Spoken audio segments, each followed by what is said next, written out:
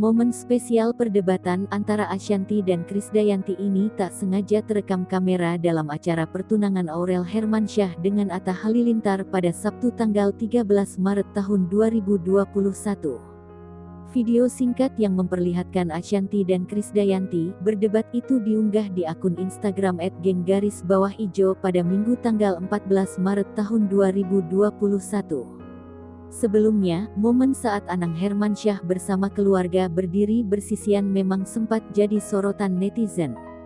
Kala itu Anang Hermansyah berdiri di samping Ashanty, sementara Krisdayanti berdiri di belakang keduanya dengan menggandeng tangan Asril Hermansyah.